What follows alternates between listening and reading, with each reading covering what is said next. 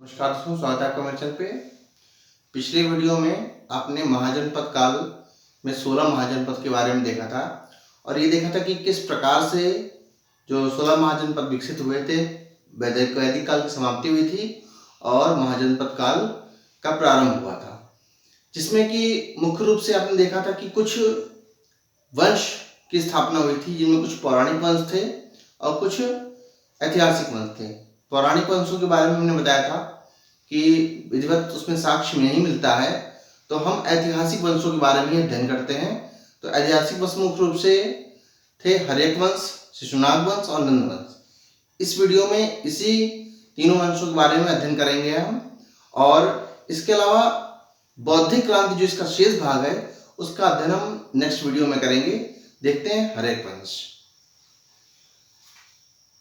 आपको पता है हर्यक वंश की जो स्थापना थी वो बिंबिसार ने की थी, अर्थात बिंबिसार जो है इस वंश का प्रथम शक्तिशाली शासक था।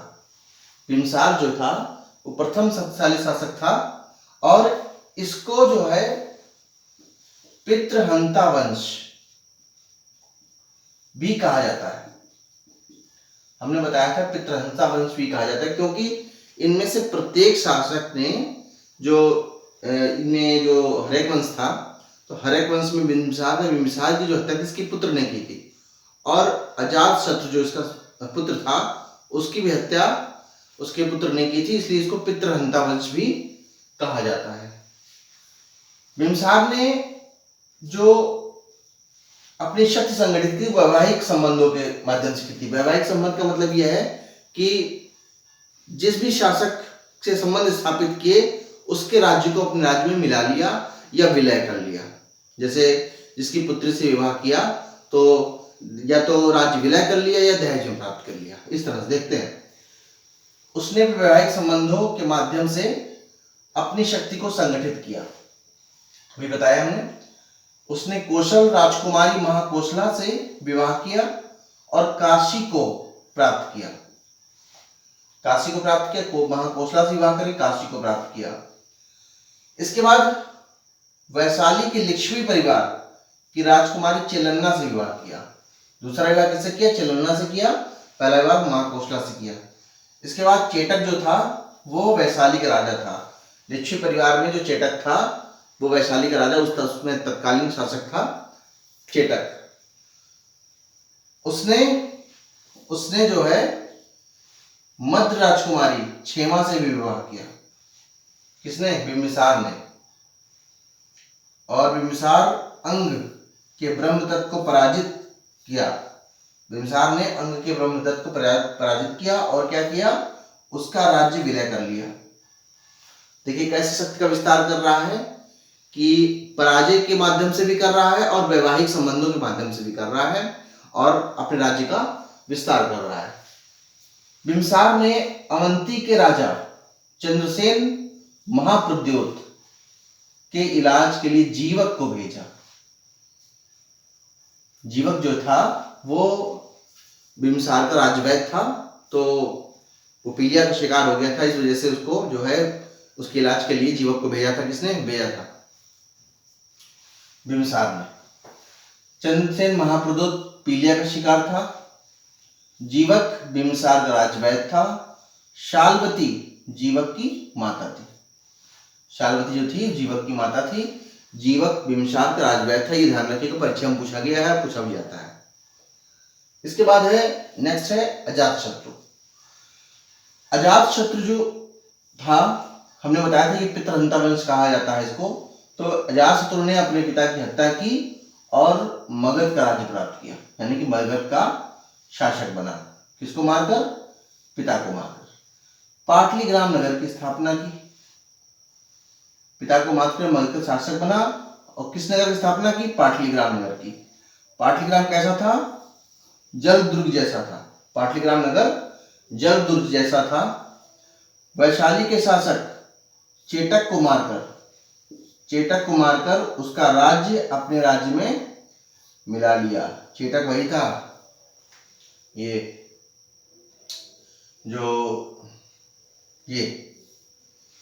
वैशाली का राजा था चेटक। ठीक है, तो इसको मारकर इसका जो राज्य था अपने राज्य में मिला लिया। महत्वपूर्ण बात है, अजातशत्रु के शासन में ही प्रथम बौद्ध संगीति हुई थी। 4 बौद्ध संगीतियां हुई थी, जिनमें जो प्रथम बौद्ध संगीति हुई थी इसी के शासनकाल में हुई थी। ये याद कर लीजिएगा, महत्वपूर्ण है। इसके बाद इसका पुत्र आता है उदयन। उदयन जो है अंतिम समय में अजातशत्रु की हत्या कर दी।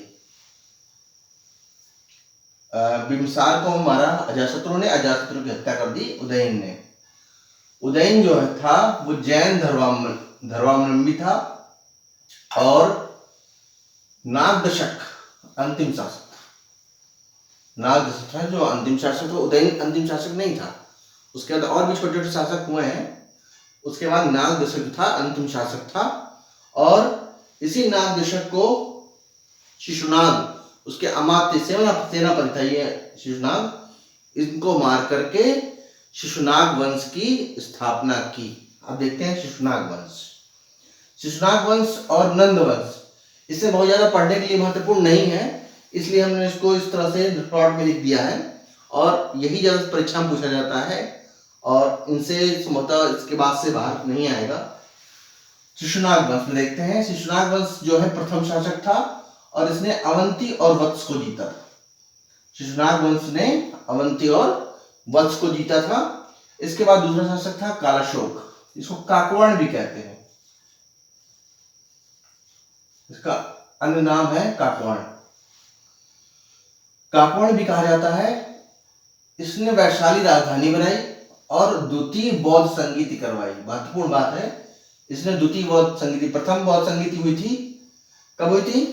अजातशत्रु के समय में, और द्वितीय बौद्ध संगीति हुई कालाशोक यानी कि काकवर्ण के समय में। इसका लक्ष्य है महानंदन, ये अंतिम शासक था।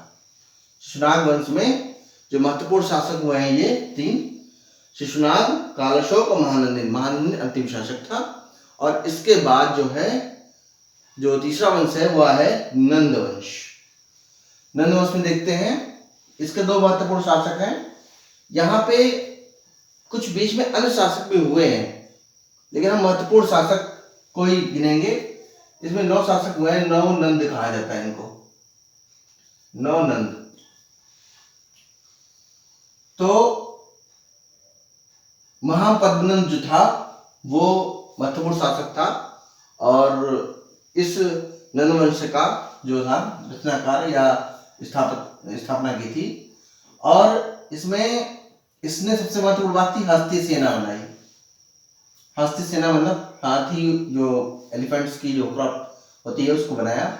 इसके जो अन्य नाम थे, एकराट था, सर्व छत्रांतक था, अपर परशुराम था। इसके अलावा इसने कलिंग जीतकर भारतवर्ष नहर बनवाया। कलिंग जीत करके भारतवर्ष नहर बनवाया था। और इसके अलावा जिन की मूर्ति भी ले गया था, ये जिन की मूर्ति ले गया था, और कलिंग जीत के भारतवर्ष नहर बनवाया था। ठीक है, ये इसके नाम है अलग अलग। ठीक है, इसके बाद जो अंतिम शासक था घरानंद, अंतिम। इसके बीच में अन्य महत्वपूर्ण शासक हुए हैं, तो वो पढ़ने के लिए उपयोगी नहीं है, महत्वपूर्ण शासक यही हैं। तो घरानंद अंतिम शासक था। इसी के समय में सिकंदर का आक्रमण हुआ है। इसी के समय में सिकंदर का आक्रमण हुआ है। शास्त्रार्थ का आयोजन किया था इसने, और ये अंतिम शासक था। लिखा हुआ है लिख दिया ऊपर, ये अंतिम शासक था। तो ये आपका जो था वीडियो 3 वंश के रूप में, एक हर्यक वंश, शिशुनाग वंश और नंद वंश। अब नेक्स्ट वीडियो में हम पढ़ेंगे बौद्धिक क्रांति में जैन धर्म और बौद्ध धर्म। इसके बाद ही ये जो घनानंद है, हम आपको बता दें, इसके बाद ही जो है ये घनानंद था, चाणक्य ने मौर्य वंश के जो शासक था चंद्रगुप्त मौर्य, उसके माध्यम से इसके राज्य को जीता, और मौर्य वंश की स्थापना इसके बाद से होती है। लेकिन इसके बीच में महाजनपद काल में इसका दूसरा जो भाग है बौद्धिक क्रांति, में बहुत से जो है बौद्धिक इंटेलेक्चुअल आए, जिसमें बहुत से उन्होंने अपने वक्तव्य दिए। और वो किस कारण से हुई बौद्धिक क्रांति, क्यों लोग वैदिक धर्म से असंतुष्ट हो गए थे, इस कारण से बौद्धिक क्रांति हुई, इसके बारे में अध्ययन करेंगे लेकिन हम बेसिकली मुख्य रूप से दो ही क्रांति का जो पूछी जाती है उसके बारे में अध्ययन करेंगे, जैन धर्म और बौद्ध धर्म। इसके बारे में जो है नेक्स्ट वीडियो में अध्ययन करेंगे। तो मिलते हैं नेक्स्ट वीडियो में। नमस्कार।